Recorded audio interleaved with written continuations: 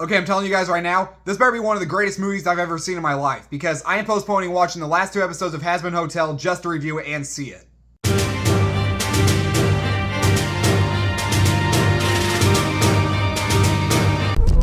Whoa, hey, there's a cat in there.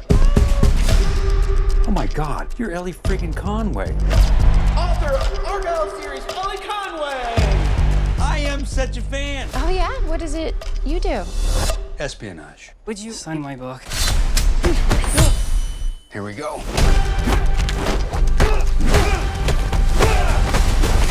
I love this book. Argylle is the newest film from director Matthew Vaughn and stars Bryce Dallas Howard as Ellie Conway, the reluctant author of a series of best-selling espionage novels which focus on secret agent Argylle and his mission to unravel a global spy syndicate. But when the plot of Ellie's fictional books begin to mirror the covert actions of a real-life spy organization, Ellie races across the world to stay one step ahead of the killers as the line between her fictional world and the real one begin to blur. I'll start with saying this, I'm not a big book reader, but if these Argylle books actually existed, I would totally read them because they seem kind of cool and entertaining. They give me kind of a Mission Impossible vibe if you replace Tom Cruise and Simon Pegg with Henry Cavill and John Cena. When the movie first started off with all that spy stuff, I did find it to be a lot of fun to watch, and the action was definitely my favorite part of the movie. It was fast-paced, entertaining, had some great editing, and it did keep the movie at a good flow. I especially like this one thing with the editing that they did, where Ellie would be looking at Sam Rockwell's character, and every time she blinked, it would switch over to him being Agent Argylle, and sometimes they would both be doing the same thing or something similar, but different. And because of stuff like that, the editing is my second favorite thing in the movie, and it never once got to a point during the action scenes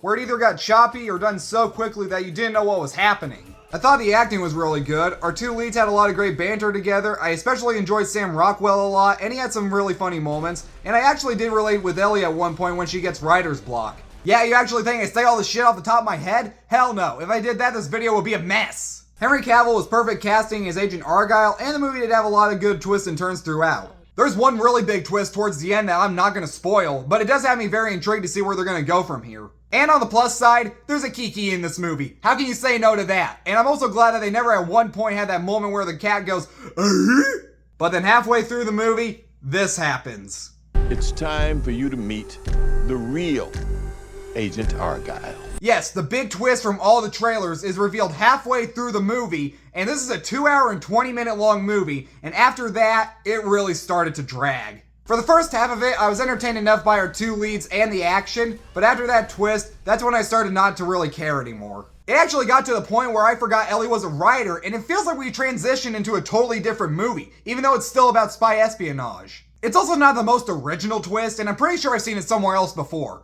Wait a minute, I just realized where I've seen aspects of this movie. Remember that second SpongeBob movie? You know, where they go to land and they're all like kind of live action, but they're still animated? Yeah, they had this whole thing with like a pirate who was writing books and, no, he was writing a book and he was like changing everything that SpongeBob and Patrick were all doing down there. Yeah, this is the SpongeBob movie too. Some of the CGI also wasn't the greatest, and there's a lot of it that's cartoony looking, to the point where it kind of looked like the CGI from Expendables, but not that terrible. And I kind of already hinted at this, but yeah, the movie is too long. If they cut it by maybe 30-40 minutes, I think it could have been much better than it is, but there's still a good 75 to 85 minutes of movie there. Argylle has its moments, but it's not good, it's not bad either, it's just kinda there.